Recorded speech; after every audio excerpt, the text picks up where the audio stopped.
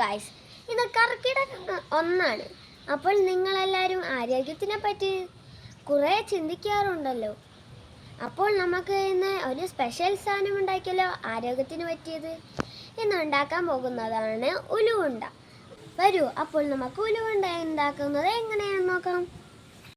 നമ്മളിപ്പോൾ അടുക്കള എത്തിയിട്ടുണ്ട്. ഇനി നമുക്ക് ഉലുവ ഉണ്ടാക്കുന്ന സാധനങ്ങൾ എന്തൊക്കെയെന്ന് പരിചയപ്പെടാം. ഇത് കുറച്ച് നാളികേരം, നല്ല ഫ്രഷ് നീറ്റായ നാളികേരം. പിന്നെ പ്രധാനപ്പെട്ട സാധനമാണ് ഉലുവ. കുറച്ച് ഉലുവയും വേണം.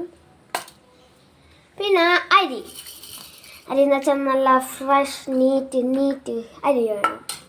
പിന്നെ കുറച്ച് ഏലക്കായ പൊടിച്ചതാണ് വേണ്ടത്. ഇതിന് മണം കിട്ടാനാണ് ഏലക്കായ. പിന്നെ എനിക്ക് ഏറ്റവും ഇഷ്ടപ്പെട്ട പിന്നെ കുറച്ച് ശർക്കര. ഇനി ഇതെല്ലാം നമുക്ക് ഒന്ന് വറുത്തെടുത്തിട്ട് വരാം.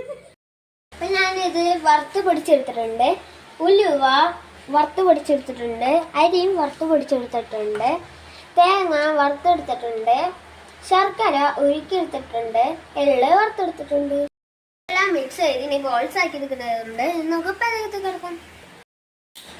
നമുക്ക് ഗ്യാസ് കത്തിച്ച് ചട്ടി അടപ്പത്തേക്ക് വെക്കാം.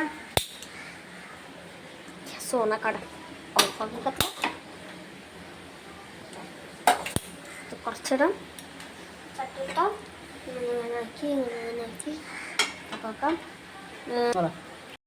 ചട്ടി ചൂടായി വന്നിട്ടുണ്ട്. നമുക്ക് ഇത്തിരി നെയ്യം കിടച്ചു ചല്ലിട്ടു കൊടുക്കും.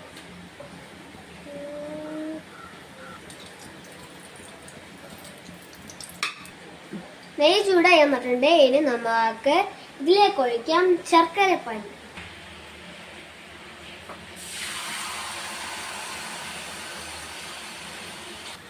ശർക്കരപ്പാനി ഒഴിച്ച് ചൂടായി വന്നിട്ടുണ്ട്.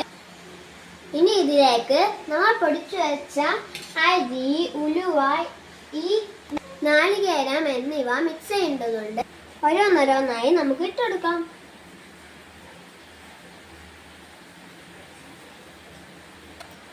ഇനി മിക്സ് ചെയ്യാം. ഇനി അരി പൊടിച്ചതിടാം. എന്നിട്ട് ഇതും മിക്സ് ചെയ്യാം.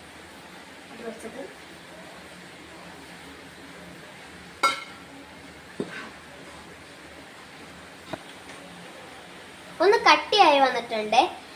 എന്നിട്ട് ഇത് നമുക്ക് നാളികേരം ഇടാം.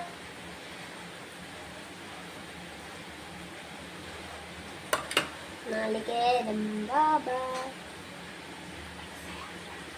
മിക്സ് ആയ ഇനി നമുക്ക് ഇതിലേക്ക് എള്ളിട്ട് കൊടുക്കാം. ഏലക്കായയും ഇട്ട് കൊടുക്കാം.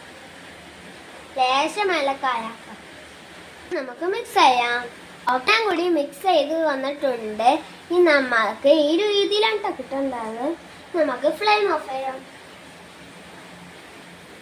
നമുക്ക് ഇത് ബോൾസ് ആക്കി എടുക്കേണ്ടതുണ്ട്. അല്പം ചൂടായിട്ട് നമുക്ക് ഇനി ബോൾസ് ആക്കി എടുക്കാം. റെഡി. 1 മിനിറ്റ് ചൂടായതിനാല് വാട്ടിയതിലാണ് ബോൾസ് പിടിക്കാൻ പോകുന്നത്. ഇനി നമ്മൾ അവസാനത്തെ ഉലുവയാണ് നമ്മളിപ്പോൾ പിടിച്ചുകൊണ്ടിരിക്കുന്നത്. ഇത് നമുക്ക് ഉണ്ടാക്കാം.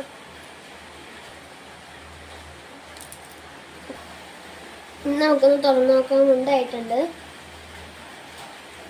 സർപ്രൈസ് റെഡി ആയി വന്നിട്ടുണ്ട്. നമുക്ക് ഒരെണ്ണെടുത്ത് കഴിച്ചു നോക്കാം.